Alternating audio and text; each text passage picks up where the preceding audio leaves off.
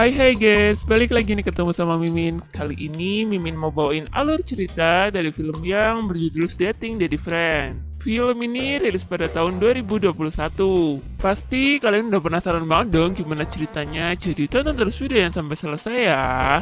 Tapi sebelum masuk alur ceritanya, Mimin kasih tahu nih kalau video ini mengandung spoiler.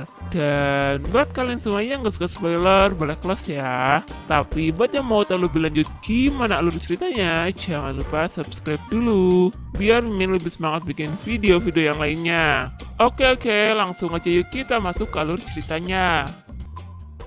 Di awal film kita diperhatikan dengan seorang pria dan wanita yang sedang melakukan perjalanan menggunakan mobil untuk menuju suatu tempat, di mana sang pria itu bernama Seong yang diperankan oleh Soji, dan wanitanya bernama Jenny yang diperankan oleh Yoo Jung-i.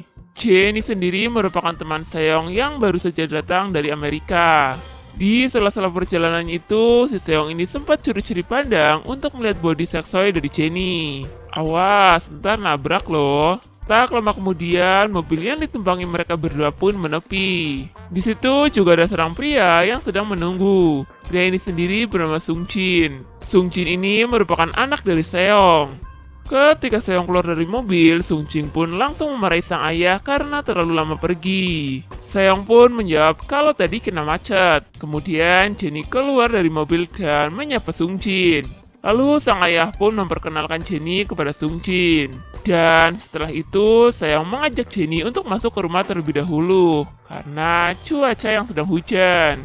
Scene berganti di mana Seong yang sedang membuat makanan. Dia juga mencicipi makanan tersebut untuk memastikan kalau rasanya sudah enak. Setelah itu, terlihat Seong yang sudah bersama Jenny sedang menikmati makan malam.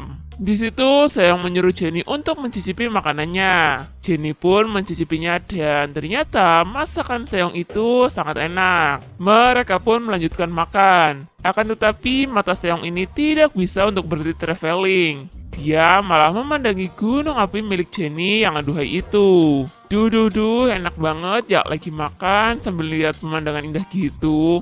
Di sisi lain kita diperlihatkan pada Sung Jin yang sedang bermain kuda-kudaan dengan seorang wanita. Wanita ini sendiri merupakan kekasih Sung Jin. Dia bernama Jin Sia.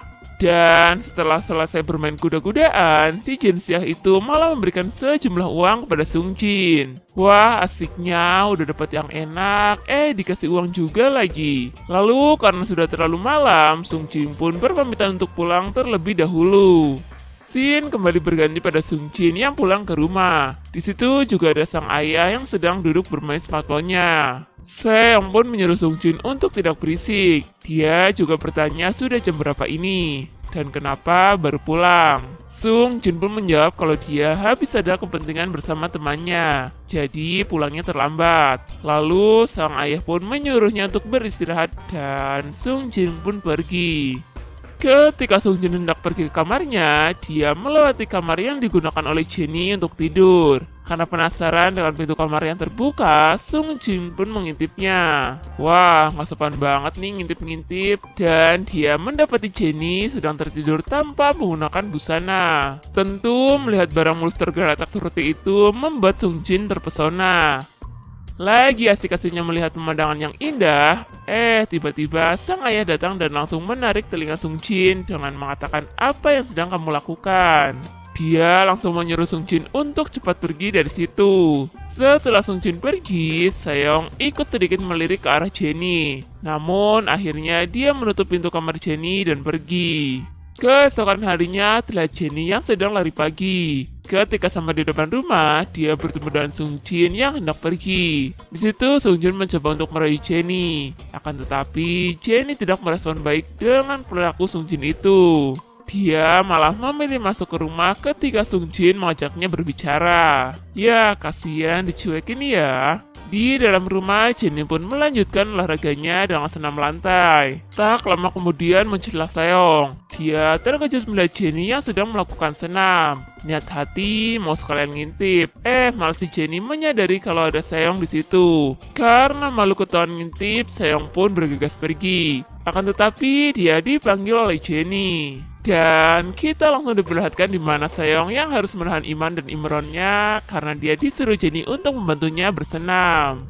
Setelah selesai, Jenny pun berterima kasih kepada Seong. Sementara Seong yang sudah benar-benar cenat-cenut pun langsung pergi dari situ. Keesokan harinya, ketika Jenny sedang lari pagi, dia dihadang oleh Sung Jin. Di situ lagi-lagi Sung Jin mencoba merayu Jenny. Dia juga mengajak Jenny untuk masuk ke dalam mobil. Namun seperti biasa, Jenny menolak ajakan Sung Jin dan pergi meninggalkannya. Scene berganti kepada Sung Jin yang sedang dianakin oleh sang kekasih. Akan tetapi dia tidak fokus dengan itu. Dia malah melamun. Mungkin lagi kebayang sama Jenny kali ya. Mengetahui sang kekasih yang tidak menikmati pun, Jin Si-ah menyudahi grepeannya itu. Lalu dia bertanya apakah yang sedang kamu pikirkan.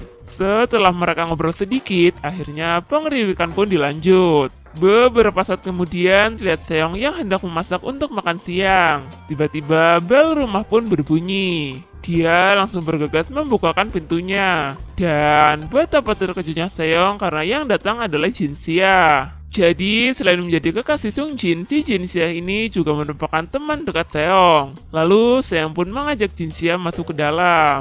Sedangkan di sisi lain ketika Jenny yang baru pulang dari warung, dia ini kembali dicegah oleh Seong. Bener-bener nih cowok satu nggak pantang nyerah banget ya. Akan tetapi lagi-lagi Jenny mengacuhkannya. Sementara Jenny yang masuk ke rumah, dia pun disambut oleh suara-suara kelabu. Karena penasaran, dia pun langsung menuju sumber suara itu. Dan dia melihat kalau Seong sedang bermain kuda-kudaan dengan Jin Si-ah. Udah dapet anaknya, sekarang giliran sama ayahnya. Karena melihat hal itu, tentu membuat Jenny bersedih dan dia pun memilih pergi. Scene berganti pada Jenny yang sedang duduk termenung sendirian di sebuah taman. Tak lama kemudian datang Sung Jin dan langsung menghampirinya. Di situ Sung Jin bertanya kenapa sendirian. Jenny pun menjawab kalau dia sedang galau gundah gulana. Lalu mereka pun ngobrol-ngobrol dan Sung Jin berhasil mencairkan suasana hati dari Jenny. Kemudian kita diperlihatkan oleh Jenny dan Sung Jin yang memasuki sebuah kamar. Yang pastinya kalian tahu dong mau ngapain mereka ini. Ya, benar saja. Akhirnya mereka pun melakukan perzinahan di situ. Asik nyobain calon mama tuh.